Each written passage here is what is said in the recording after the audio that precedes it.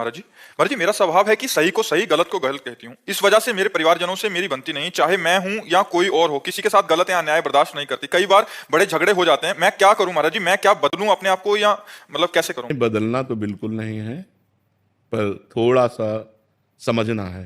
अच्छाई का तो साथ देना है, पर बुराई से वैर नहीं करना है। वैर करना और उदासीन होना अंतर होता है। उदासीन का मतलब होता है निरपेक्ष हो जाना। हम आपसे न मित्रता रखेंगे न शत्रुता रखेंगे। अगर हम वैर करते हैं तो वो गलत था बुराई करके, और हम गलत हो गए वैर करके। बात तो एक ही हो गई ना, किए ना। हम मान लो लड़ाई किए ना, तो ये गलत बात है ना। हमको उपेक्षा कर देनी चाहिए। उसे कहते हैं शास्त्रीय शब्दों में उदासीनता। उदासीनता न मित्रता और न शत्रुता। आपका आचरण है, आप जानेंगे। बस बहुत कम लोग ऐसे होते हैं जो अच्छाई से चलते हैं, अच्छाई का साथ देते हैं। पर बुराई का त्याग करना है, पर बुराई से झगड़ा नहीं करना। यदि हमने बुराई से झगड़ा किया तो वो बुराई में स्थित है, हम झगड़े में स्थित है। बात तो एक ही हो गई। एक आध तो अंतर क्या पड़ा?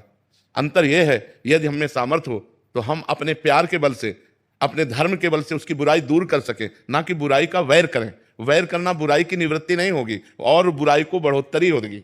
जब हम बुरे आदमी से वैर करते हैं तो और बुरा बन जाता है वो। और जब हम बुराई को प्यार दें, बुराई को सहन करें, तो ये सहनशीलता उसकी बुराई को नष्ट कर देगी। एक नाथ स्वामी गंगा स्नान करके आ रहे थे, तो ऊपर गली के एक विधर्मी का उनका मकान था, तो थूक दिया ऊपर। वो फिर गंगा नहाने गए, फिर थूक दिया, फिर नहाने। 100 बार थूका, वो कुछ नहीं बोले। एक बार देखा भी नहीं गंगा स्नान करने। 100वीं बार वो आके चरणों में गिर गया, क्योंकि 100 बार थूका और वो एक बार भी नहीं देखा, एक बार भी गाली नहीं दिया, एक बार भी नहीं बोले। तो आके हाथ जोड़ा और कहा गलती पड़ गई, मुझे क्षमा करो, मैंने 100 बार आपके ऊपर थूका। तो उनका मेरे ऊपर आपकी कृपा हुई। देखो संतों का स्वभाव, अच्छाई का स्वभाव। मेरे ऊपर आपकी कृपा हुई, क्योंकि मैं एक दिन में एक बार गंगा नहाता था, और आपकी कृपा से 100 बार गंगा नहाया हूं। इसमें अपराध क्या? वो जिंदगी भर के लिए बुराई छोड़ दी। ये कैसे करें? नाम जप। नाम जप करोगे, नाम जप में बहुत सामर्थ्य होती है। जब अपने अंदर साधुता लाएंगे, हम नाम जप करेंगे, तो चाहे स्त्री हो चाहे पुरुष, बराबर भगवान की कृपा सब पर है। तो हमारे ऊपर जब कृपा होगी तो हम ऐसे सहनशील बन जाएंगे। एक शब्द बोली कि अच्छाई छोड़ दूं, कितनी कमजोर हो गई कि आप अच्छाई को छोड़ने के लिए प्रश्न कर दिए। इसलिए अच्छाई छोड़ने वाली चीज नहीं है।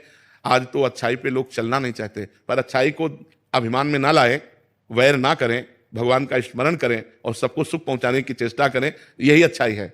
वो अच्छाई ज्यादा अच्छी नहीं है जिसमें हम दूसरों को क्लेश दें, दूसरों से लड़ाई झगड़ा करें कि हम बहुत अच्छे हैं, आप गलत हो। ये ठीक नहीं है। इससे परिवार में लड़ाई झगड़ा होता रहेगा और आप अशांत रहेंगी, और आपको अच्छाई से भी घृणा होने लगेगी कि वो अच्छाई किस काम की जिसमें रोज झगड़ा हो।